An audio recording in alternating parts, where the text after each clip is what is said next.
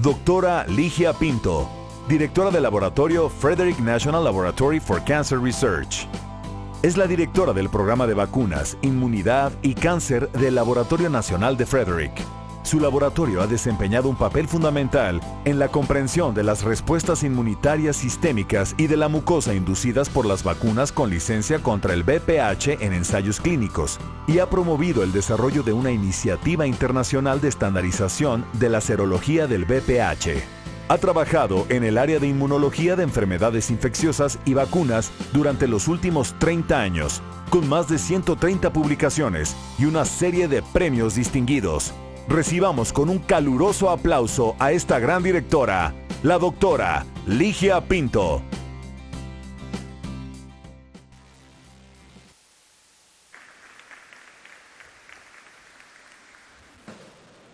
Thank you.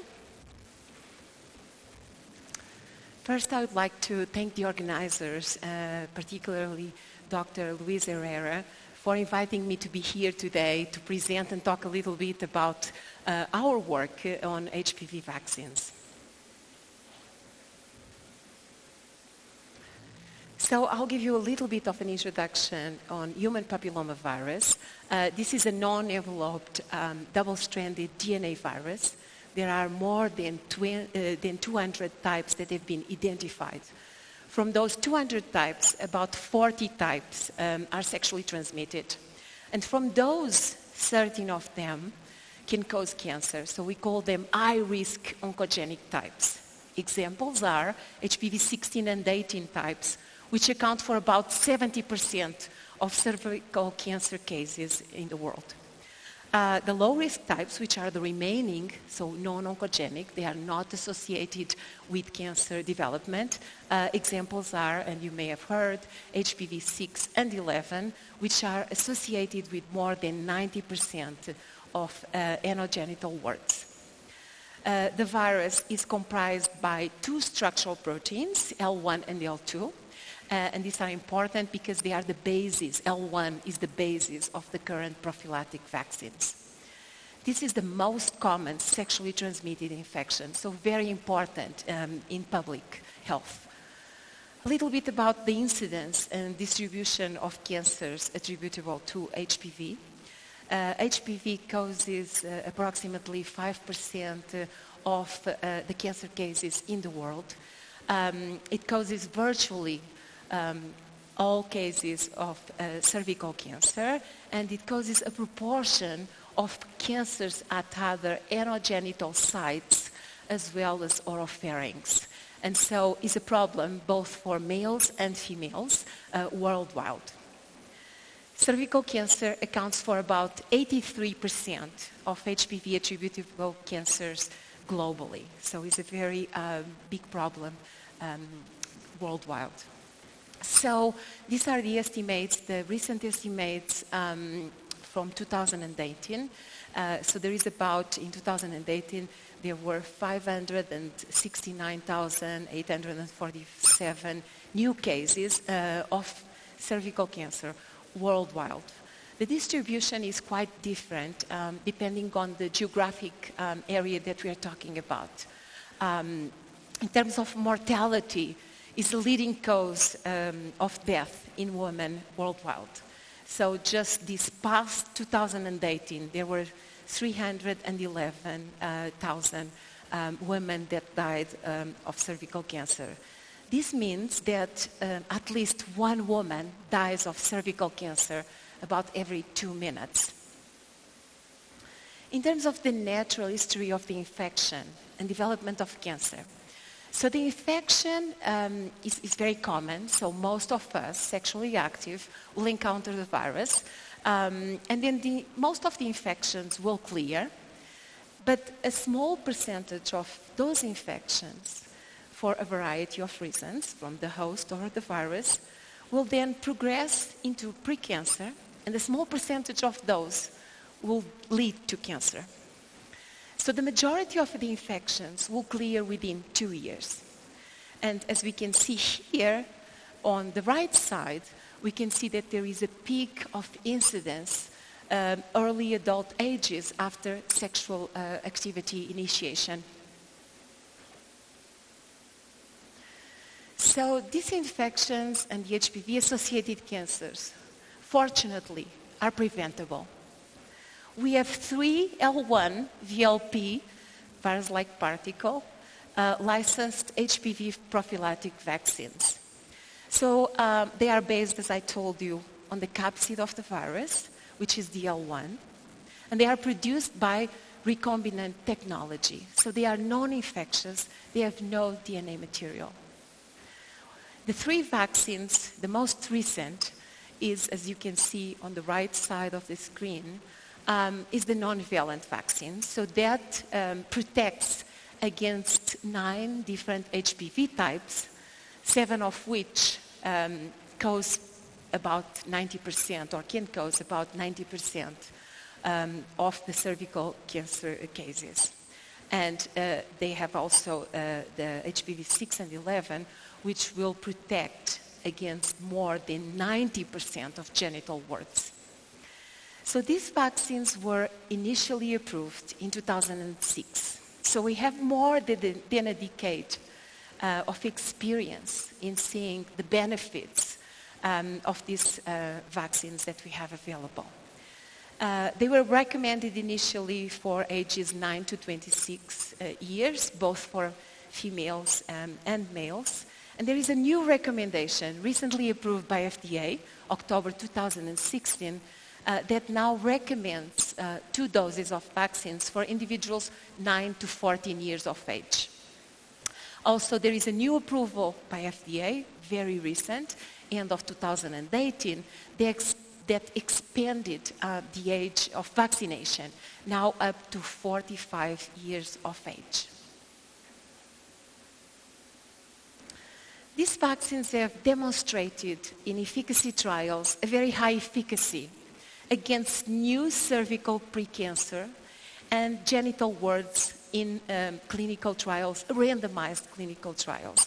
We can see here in this table the percentage of efficacy, very close, higher than 96% for genital warts as well as precancers.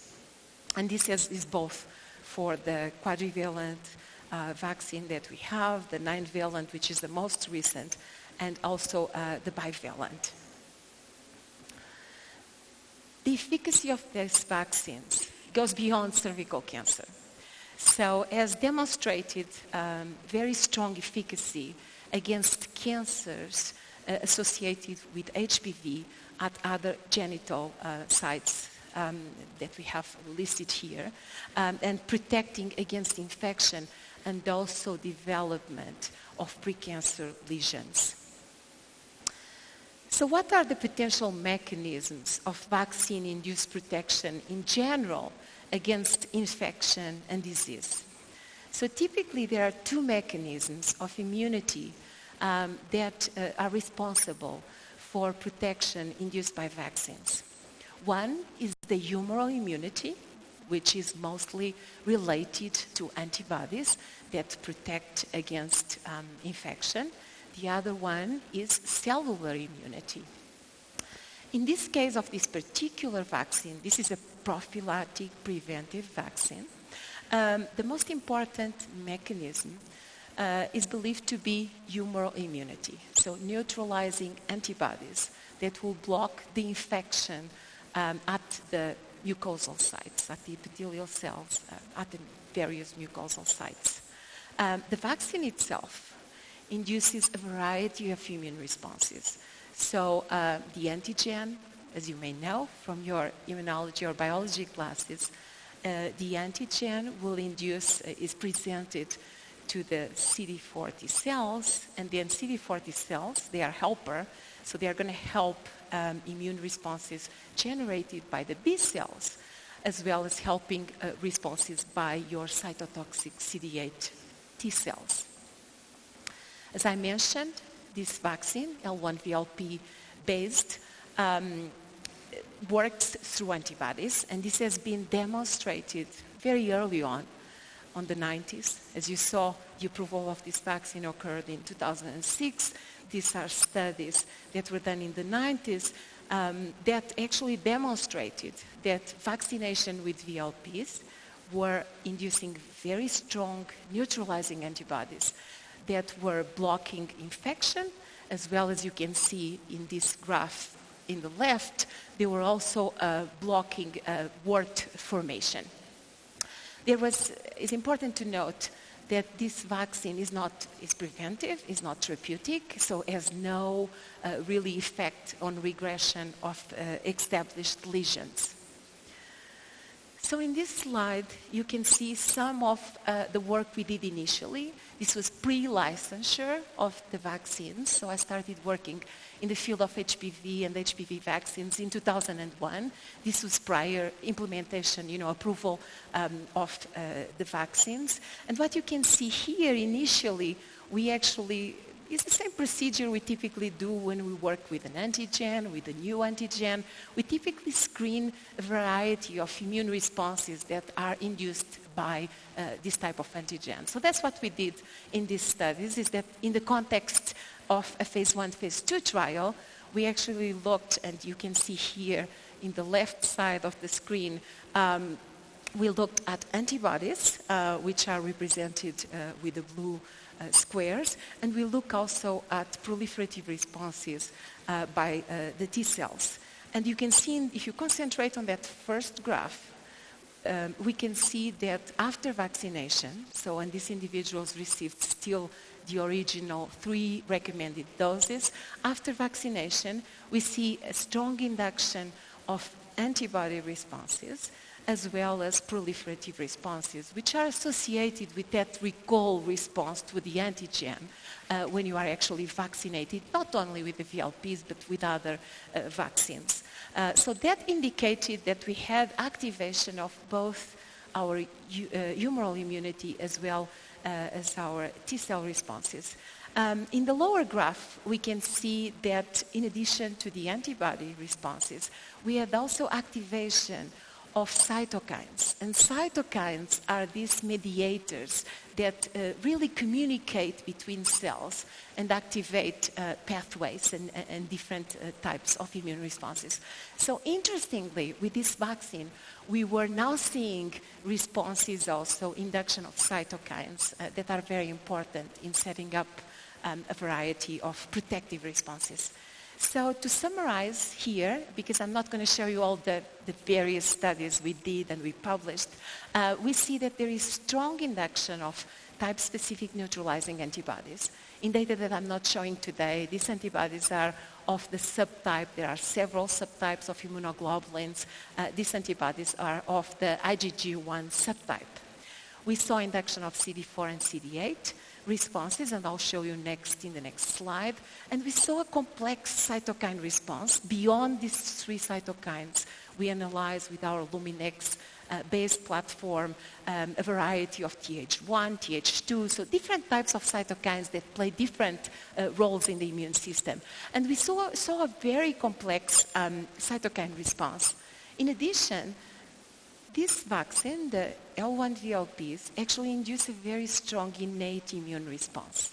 So I'm showing you all this because I want to show you and convince you that the L1 VLP is a platform that really interacts very nicely with the immune system and several arms of the immune system. This is some of the examples of the flow cytometry plots showing pre-vaccination, month 0, as well as after vaccination, 2 doses of vaccine in the lower part. And we can see that on the left side, we have the CD4 T cells. On the right side, we have the CD8 T cells. And we can see that after vaccination, we have induction of both CD4 and CD8, and we did this using a stain for proliferation, BRDU. We also look at what were the profiles, the expression profiles induced by vaccination. And we can see that in this slide that there was induction of about 113 genes that were significantly modulated following vaccination with HPV-16 L1 VLP. This was the first generation. It was actually monomeric in this particular example that we have here. We can see on these heat maps, we can see that the red shows induction and upregulation, and the green shows downregulation. We can see that after vaccination, there is a strong induction of responses to VLP with upregulation of about 63 different transcripts. And they were from a variety of pathways, mostly immune-related, innate immunity as well. And then we had some downregulated, 50 of those, and those were associated with downregulation of programmed cell death and proliferation, and then justifying the proliferation that we see in response to the vaccines. And in data that I'm not showing today, we did correlation analysis with the antibodies, and we found a number of these transcripts and this gene expression was actually associated with also antibody responses. Since this vaccine is mostly affords protection through antibodies, after 2009, we actually concentrated on looking at antibody responses very carefully in the context of various clinical trials. And some of these are some of the trials that we used that had a lot of materials, peripheral blood mononuclear cells, and serum, as well as cervical material, saliva, that allowed us to really look at antibody responses at various sites, as well as doing other memory B-cell response work. So one of them is really the NCI Costa Rica trial with the bivalent vaccine. That is a trial that really provided us an enormous amount of specimens that allowed us to really do a lot of research. And then the other ones are smaller trials with Johns Hopkins University, with the National Institutes of Infectious Diseases, and also with our collaborator at the Moffitt Cancer Center, Anna Giuliano. A little bit on this NCI, National Cancer Institute Costa Rica vaccine trial is a phase 3 efficacy trial, 7,466 women, 18 to 25 years of age. The trial was initiated pre-approval and licensure of the vaccine in 2004 and 5. There were two arms on this trial. One was the control arm, the placebo, which was the hepatitis A, and the other one was the bivalent HPV vaccine arm. And then we were very fortunate within this trial to have a 15-year total amount of time of follow-up with intensive collection of specimens that really allowed us to do optimization and validation of assays, establish them, because again, nothing was available for working with these reagents back in 2004. And also what we did is that we have monitored, and I'll show you some of that data, we have monitored antibody responses looking at the duration of protection after vaccination. And we did a number of different studies looking at the immune mechanisms of protection and failure, looking at cross-protection afforded by vaccination, as well as some data that I'm going to show you today on immunogenicity of reduced dose schedules, which is less than the 3 doses recommended. So what we did initially, what we established, we validated the assays for measurement of the antibodies, both systemically and locally. And again, our interest at looking locally is that because disinfection occurs in epithelial cells. So it's very important to understand the response locally as well.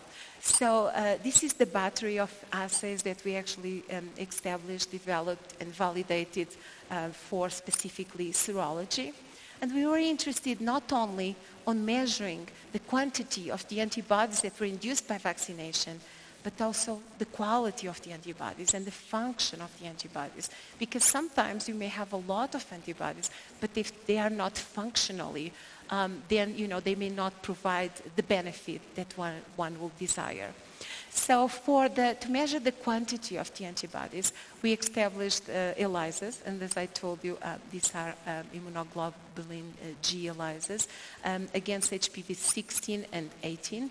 We have now expanded to the 9 types included in the current vaccine. We have also established Luminex-based multiplex assays in which we actually, with a very small amount of serum, we can measure antibodies against the 9 different HPV types included in current vaccines.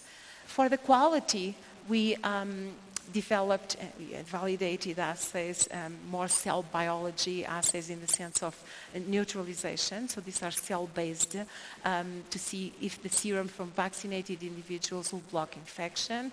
We have also been very interested in measuring avidity, which is a property of the antibody that is associated with the strength of binding of the antibody to the antigen.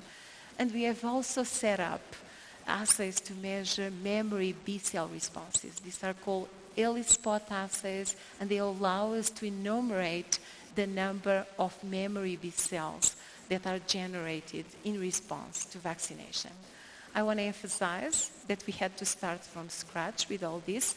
We were very grateful with all our collaborators and working directly with Dr. Schiller, which had a lot of these plasmids available and helped us set up these assays. So again, they are all not commercially available. We produce all our virus-like particles. Those are the antigen used in our plates to look at the immune responses. We produce all our standards and controls as well in the lab.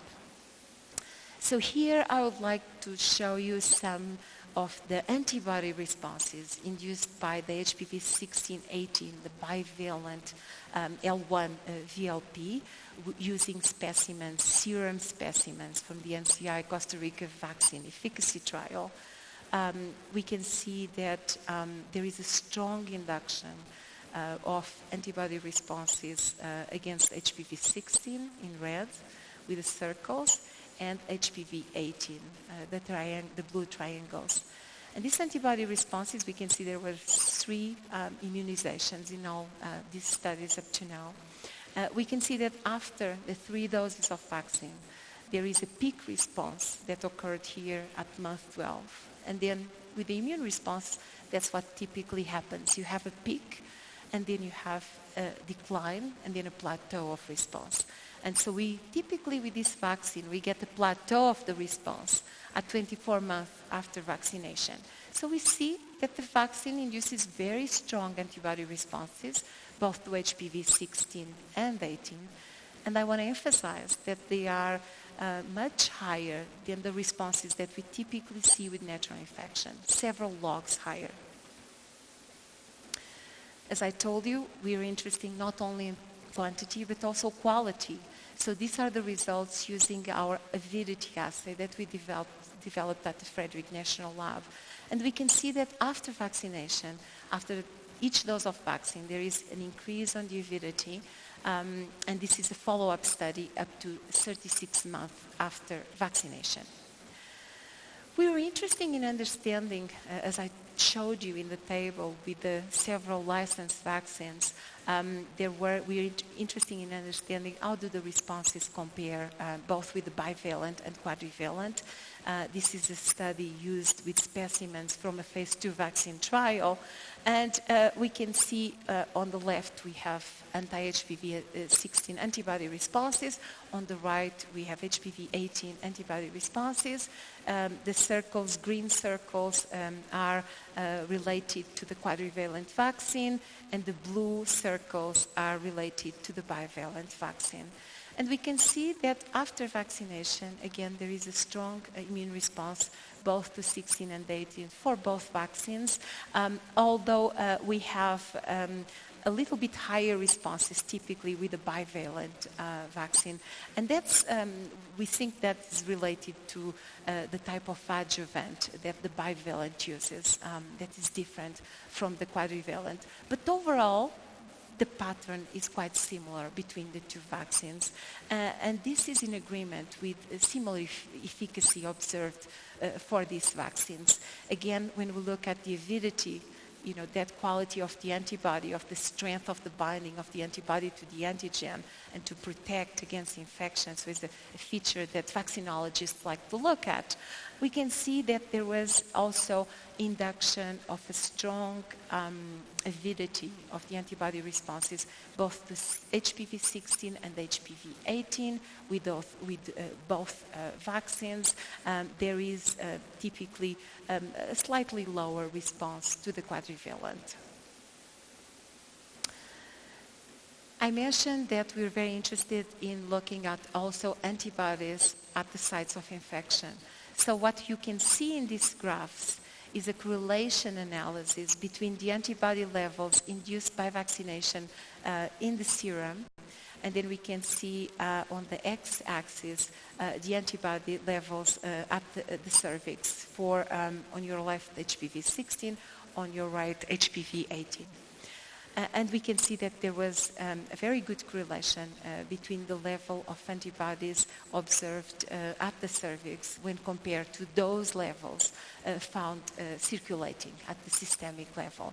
And this indicates that the levels that we actually look at the serum are a good proxy of the levels that we actually encounter and see at the mucosal sites. We did similar studies with saliva, and this was done with a clinical trial at the Moffitt Cancer Center using two types of collections, both mouthwash and sponge. We actually worked with Anna Giuliano and their cohort to optimize the collections for antibodies. And again, we have the same plots, correlation plots, looking at HPV-16 over in mouthwash or on saliva versus the levels in serum, HPV-16 in the left. These are actually both HPV-16 mouthwash and sponge, and we saw that there was a strong correlation, again indicating levels that we are looking in serum are good proxy of what we see and what's happening mucosally. So within the Costa Rican clinical trial, there were a portion of women that actually, for a variety of different reasons, did not receive 3 doses of vaccine. That was the recommended schedule, but some of them missed that. Some were pregnant, some missed the visits. So we ended up in that clinical trial with a group of individuals that had only received 2 doses and 1 dose of vaccine. And what we can see in this graph is that we can see that vaccine efficacy was actually quite strong in 1-dose recipients. So that was very interesting to us when we really look at this data, that the efficacy of the vaccine was similar in individuals that received the 3 recommended doses, as well as 2 doses and 1 dose. And these were very encouraging, these results. So we actually looked then at the specimens, serum specimens, to look at the antibody responses in these individuals that had high efficacy and that had only received 1 dose. So what we can see here is the HPV-16 antibody responses measured in serum from these women from the NCI Costa Rican trial. And we see the pattern I showed you, induction of the immune responses, both with 2 doses. And then with 1 dose of vaccine, it's very interesting that we saw the peak of response, and then we see a plateau over time with levels that, although lower than the levels that we actually see in 3-dose recipients, they are still tenfold higher than what we see in natural infection. And this suggested to us that maybe 1 dose of vaccine with L1 VLP vaccine may actually work. So this was very encouraging data that motivated, really further studies that I will show you in a minute. So we also look at antibody avidity levels in 1, 2, and 3-dose recipients, and although they were slightly lower in 1-dose recipients, we see that there was a strong avidity response in these 1-dose recipients, encouraging and telling us that affinity maturation occurred also in individuals that received just one dose of vaccine. What we have here, we have now done follow-up studies. We are now studying here, we have up to 11 years of monitoring the antibody responses in serum, and we can see that these responses are very stable, not only in the 3-2 dose recipients, but surprisingly and interestingly in the 1 dose recipients, where we see stable levels that are still continue to be about 10-fold higher than what we see typically in natural infection. So 1 dose schedules, really, this was very, again, is very interesting data suggesting that 1 dose of vaccine may provide long-term immunity. And really, 1 dose schedules may help reduce the current programmatic and economic challenges associated with HPV vaccines. So here I have a slide telling you a little bit about the current HPV vaccination status. And so we have these vaccines that work really well, but unfortunately there are challenges in implementation. So what's happening is that only about 50% of countries have national immunization programs. Introductions are lowest in low and middle income countries because of the cost associated with these vaccines, as well as the logistic of multi-dose schedules of vaccination in these countries. Unfortunately, there has been a very low global uptake. So about 10% of girls aged 10 to 14 have been vaccinated. And these vaccines have been approved since 2006. In low to middle income countries, less than 5% of girls have been vaccinated. So because of these challenges, WHO issued a call for action towards global cervical cancer elimination in 2018, which we hope that will increase demand over the next 10 years and will help really increasing implementation across the globe. So this imbalance with vaccine that is projected with this increased demand is projected to last for 3 to 5 years. And to mitigate that challenging imbalance, there is actually production of generic vaccines occurring now in those low to mid-income countries. Because of this data that was generated in our laboratory and this NCI Costa Rican vaccine trial, there is now a number of studies that are trying to really confirm that 1 dose may work, and they are trying to establish efficacy for a 1 dose schedule to try to understand, is 1 dose of HPV vaccine enough? Because as you may know, most of the vaccines, literally almost virtually all of the vaccines we have currently in the world, they typically have a prime and then boost up. So this is a list of the 1 dose trials, again to evaluate immunogenicity and non-inferiority to try to accelerate policy recommendations for 1 dose schedule. And they are happening in several parts of the globe. There is a very large one that you may have heard about at the NCI. This is the Escudo trial in Costa Rica with about 20,000 girls. And it's going to look at efficacy against prevention, against infection in these girls that are going to receive both Cervarix and Gardasil 9. And then there is a number of other trials. There is one in Kenya, Tanzania. There is work in Costa Rica as well, and the United States, really to, those are not efficacy trials, they are mostly immunogenicity trials to confirm these observations that we had and to really help establishing novel recommendations for 1 dose schedules. These are 3 lower cost L1 VLP based products to mitigate the imbalance that we have and allow really accelerate implementation worldwide of these preventive vaccines. They are currently in advanced clinical development in developing country vaccine manufacturers. And they are produced in China as well as in India, and they are both in phase 2, phase 3 of development. So we hope to see them coming to market pretty soon. So what we are witnessing here is that, so with this vaccine, there has been a lot of changes in the recommendations as we learn about how they work. And we are really transitioning now from clinical endpoints in vaccine trials to serology endpoints. And so serology standardization is really critical.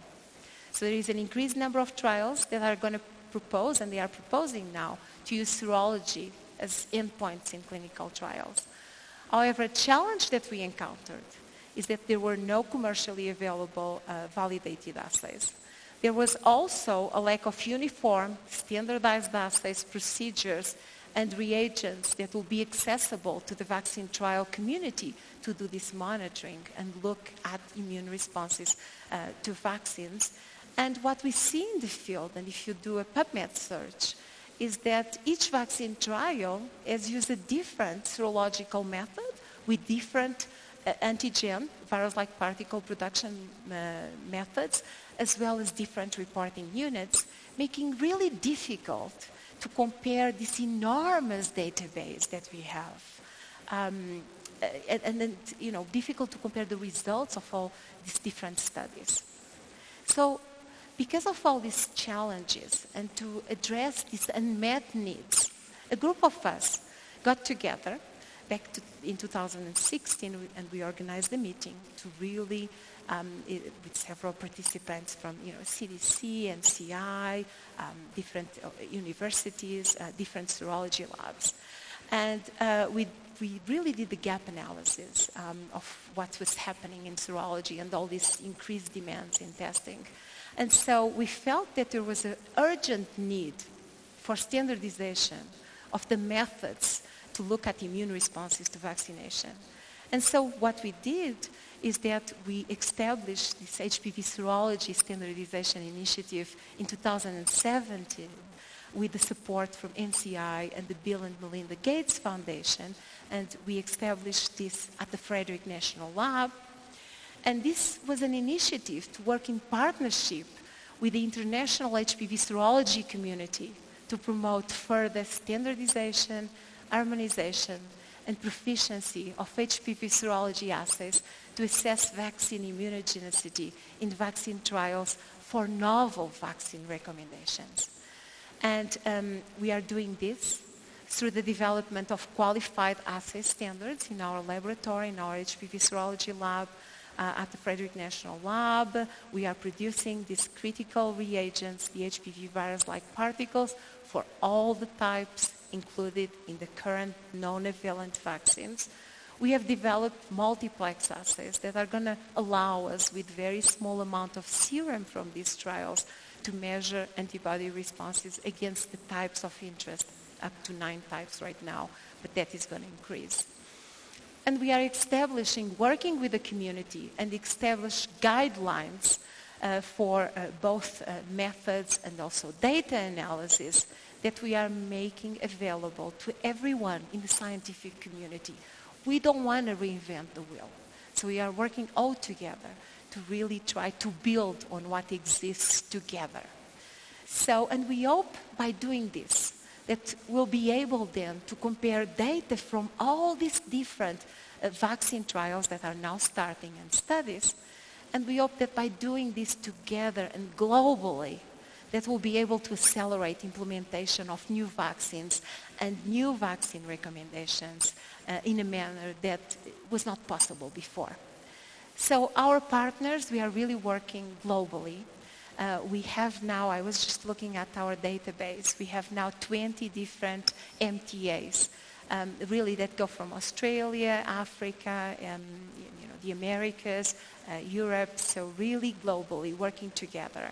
And we are working very closely with the inventors of the vaccine, Dr. Louis and Dr. Schiller, as well as Sean Hanlon at the NCI, working very closely with the Bill and Melinda Gates Foundation, Peter Dahl, with CDC, Elizabeth Unger, she works on HPV and HPV vaccines, Joachim Dillner at the Karolinska Institute, Simon Beddoes at the Public Health England, and then we're working closely with Brian for all the statistical analysis. And again, come together with some guidelines for analysis for all these different results from these different trials, and then make them available to the community. So we are going to give back to the whole scientific community.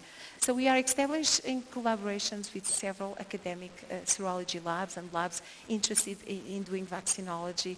We are working very closely with WHO and with the National Institutes of Standards. So you can actually visit our website, and at the website we have actually right now all the SOPs, all the standard operating procedures that we have developed, as well as presentations that we have done at meetings. So in summary, I want to tell you that HPV vaccines have exceeded expectations. So just to summarize some of the points that I reviewed today here with you, they have demonstrated strong efficacy and immunogenicity for more than a decade, leading to a number of new recommendations. The protection against infection is mediated mostly by neutralizing antibodies, and the vaccine-induced antibodies are detected not only in serum, but also at the mucosal sites, cervix and saliva, at levels that correlate well with the systemic levels. Vaccination with the bivalent vaccine in our studies with the Costa Rican trial demonstrated that the vaccine can induce stable levels of antibodies even in one-dose recipients over an 11-year follow-up. And this remained higher, more than 9-fold, than levels seen in naturally infected individuals. And these individuals have shown to be protected against infection in efficacy analysis. We have seen the avidity levels also in one-dose recipients are similar to the ones that we actually see in 2 and 3 doses, indicating that antibody affinity maturation is occurring in one-dose recipients. Immunogenicity data for less than 3 doses over a decade is consistent with the efficacy data. And ongoing trials will provide data to support future one-dose recommendations. And now I would like to leave you thinking a little bit, so this is an invitation, for all your maybe future projects and all of us, to start thinking, how shall we leverage this platform potentially to develop new vaccines against other infections and cancer, because it's been proven very efficacious for HPV and for this sexually transmitted infection.